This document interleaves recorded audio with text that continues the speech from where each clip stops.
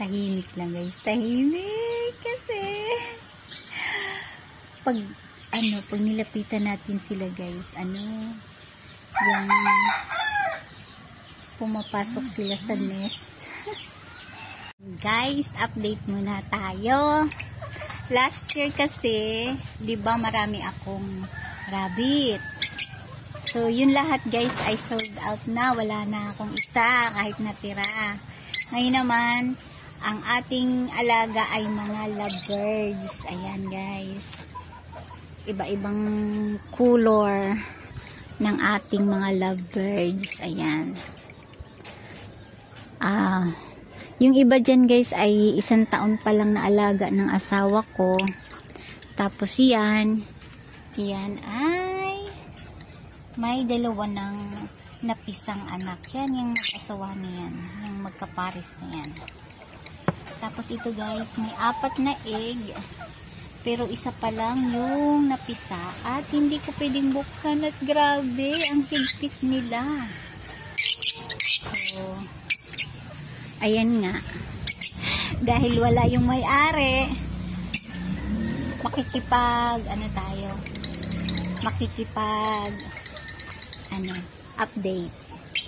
Tapos yung dating kalapati na nakalagay dyan guys, dito.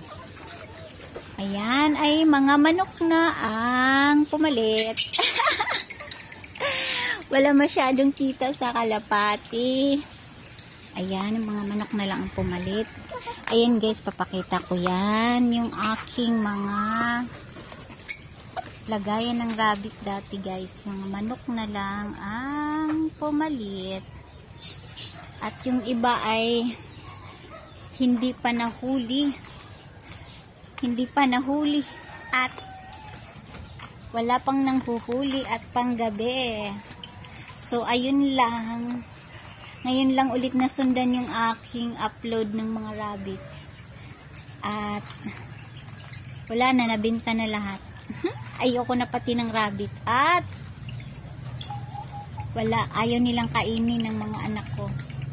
Kaya ito panibagong palahi na naman kami nitong lovebird. Sana ay sa bagay nag-enjoy naman ang may-ari nito, kaya okay lang. Support kang si Inday. Ayan yung mga kalapati ko guys, hindi na sila natigil sa kulungan kasi lumilipad na sila sa umaga. Pagka oras ng kainan, magsisilapitan. Mamaya pag nagpakain ako guys, lalapit na. Diyan yung dati nilang kulungan dyan. Yan. Ang mga nakatigil na guys ay mga manok na ang ipinalit ng aking asawa. Kasi napaka-aksaya nga naman sa pagkain ng kalapati. Tapos ang dami nila, dumadami sila. Kahit bininta na ng asawa ko, bumabalik. Ayan, yung dating kulungan ng mga rabbit ko. Ayan guys, manok na ang pumalit. Gusto nyo bang bumili guys ng manok? Pagka naglimlim sila, ayan, bumabalik sila dyan. Nilalagyan ng asawa ko ng kanilang itlugan.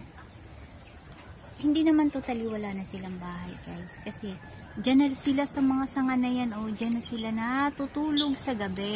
Dyan sila dumadapo. Kaya hindi ko yan pinaputol. Ayaw putulin din ng asawa ko. Kasi dyan sila tumitigil guys.